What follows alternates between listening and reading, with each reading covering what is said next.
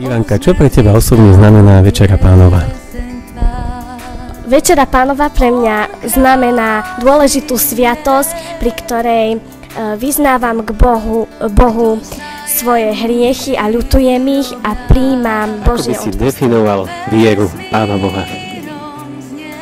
Tak podľa mňa je viera taká dôvera, vlastne, že k Pánu Bohu sa modlíme a dôsledky viery sú také vlastne, že navštevujeme chrám Boží, alebo poslúchame ho, čítame si jeho slova, rozprávame sa s ním v modlitbách. Veronika, čo je to viera? Tak každý verí v niekoho, alebo respektíve v niečo, tak my z kresťanského hľadiska veríme v Pána Boha a snažíme sa s ním osobne žiť.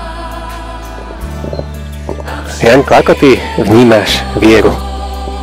Tak ja vnímam tak, keď veriaci človek úprimne verí v Pána Ježiša Krista, modlí sa, chodí do kostola a úprimne mu dôveruje.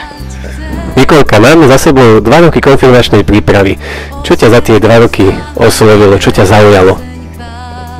Najviac ma na dvojročnej konfirmačnej prípravy zaujal život Pána Ježiša Krista, jeho božské aj ľudské vlastnosti a jeho učenie. Boha.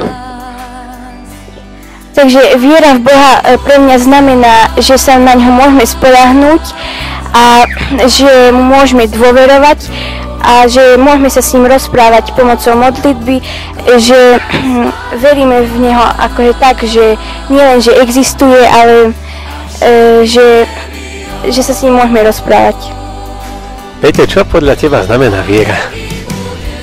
Tak, podľa mňa viera znamená, že keď Pánu Bohu naplno dôverujem a zverím mu svoje srdce, nielen, že verím, že niekde existuje. Čo pre teba znamená potvrdenie Krstu Svätého? Potvrdenie Krstu Svätému znamená pre mňa, že si berem zodpovednosť a vieru svojich rodičov a krstných rodičov na seba a odteraz v živote budem vieru vyznávať. Miško, čo spôsobuje viera v tvojom živote? Viera v mojom živote spôsobuje to, že mám bližší vzťah k Pánu Bohu a môžem sa s ním zhovárať v modlitbách a poznávať ho čítaním Biblie. Miška, čo pre teba znamená osobné vyznanie viery?